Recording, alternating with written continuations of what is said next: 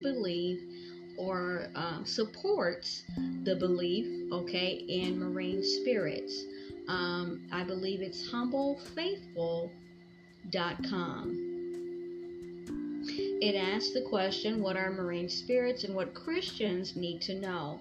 It's actually published last year in April. It says marine spirits are believed to be spiritual entities that inhabit marine environments such as oceans, rivers, lakes, and other bodies of water. Now, according to some Christian teachings, okay, these spirits are considered to be demonic entities that have the ability to control and manipulate individuals who come into contact with them. They are believed to be responsible for causing sickness, death, and destruction, as well as hindering individuals from achieving success and fulfillment in life.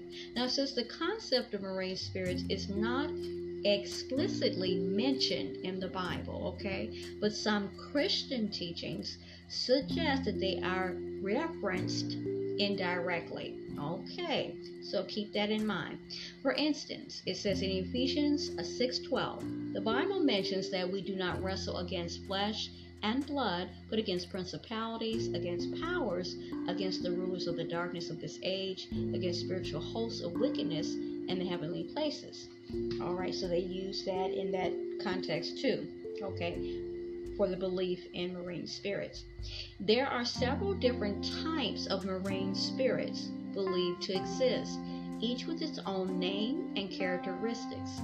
Some of these include, so the other one said no, but they say yeah, they believe in it. So the first one is Leviathan. The spirit is believed to be a powerful marine demon that can cause chaos and destruction. Mermaid. This spirit is believed to be seductive and alluring entity that can cause individuals to become obsessed and addicted. Then it says the third one, spirits of the depths. Wow. The spirit is believed to be a ruler of the underwater world with the ability to control and manipulate individuals who come into contact with it. Queen of the coast, number 4. The spirit is believed to be a female demon that can cause individuals to become obsessed with material wealth and success. Wow, I never heard of that one. In the little bit that I have come across, like video wise. Marine witchcraft.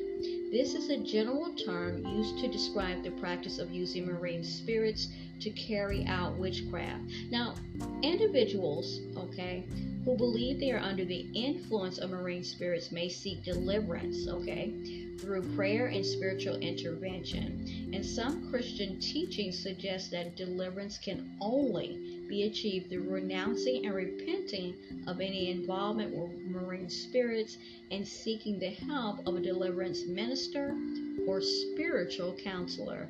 Now, in this particular blog, if I didn't say that already, it's a blog. It gives actually 5 prayers. I'm not going to read them here. If you are interested, go to humblefaithful.com. But I do want to read the ending sentiment at the bottom of this particular blog right after the prayers, the 5 prayers. It is important to note that while prayer can be a powerful tool in spiritual warfare, it should not replace seeking professional help when dealing with mental health or medical issues. That's not exactly what I wanted you to pay attention to. It is also important to approach the concept of marine spirits with caution and discernment, as some beliefs and practices may not align with biblical teachings, or they put this here, which I found interesting, scientific evidence.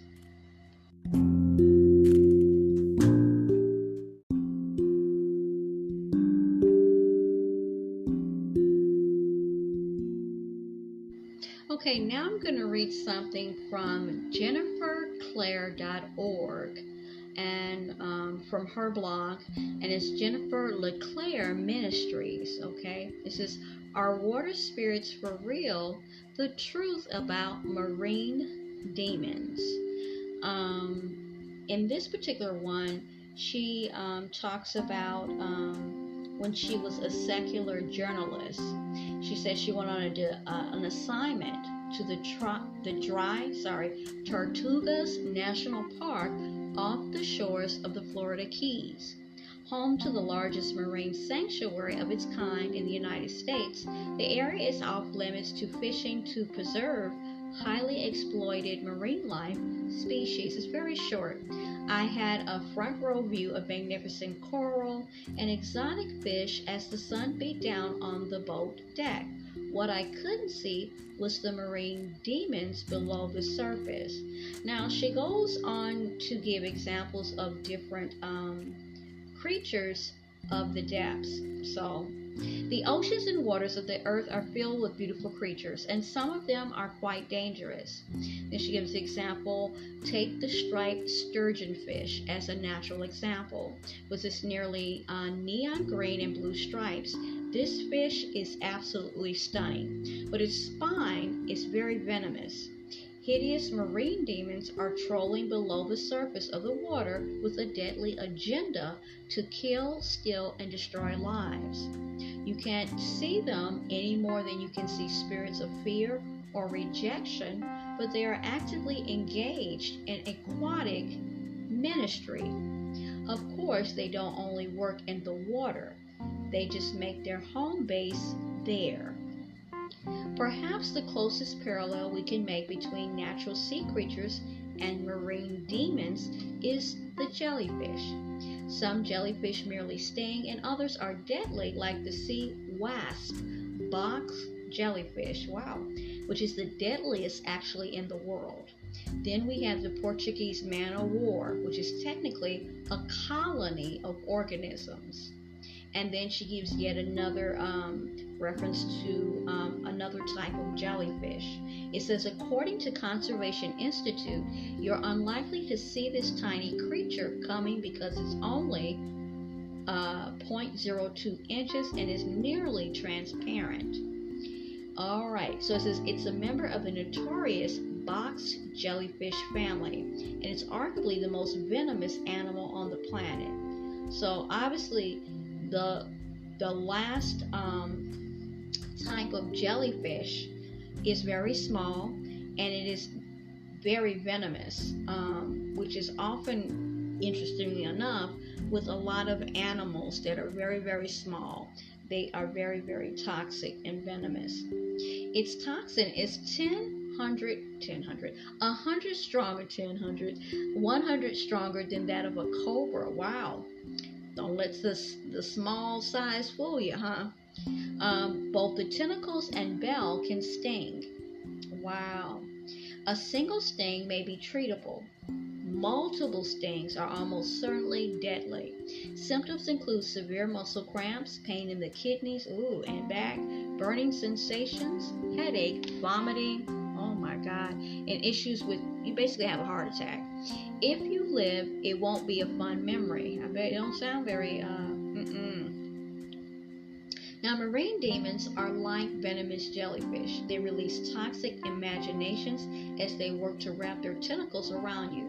The attack can sting your soul or body. If you don't discern the attack quickly enough and sustain multiple stings, it could kill relationships, steal your peace of mind or health, and destroy opportunities that God has actually planned for you. You can defeat it though. The battle won't be a fun memory, but the victory will be sweet. Now, she goes on to say there are 3 realms of the universe: the heavenlies, the earth, and the sea. And Psalms 146:6 tells us God made the heaven and earth, the sea, and all that is in them. Here are, and we see, these 3 realms of creation, the 3 realms of spiritual strongholds, if you will. In Nehemiah 9:6, the Levites said this: you alone are the Lord, and you have made the heavens, the heaven of heavens, with all their hosts, the earth and all that is on it, and the seas and all that is in them. Now she says the 3rd realm, or stronghold of creation, as we've already said, is the sea. In Exodus 24, the Lord speaks expressly: you shall not make for yourself an idol or any likeness of what is in heaven above, or on the earth beneath or in the water under the earth. So many Christians have never heard of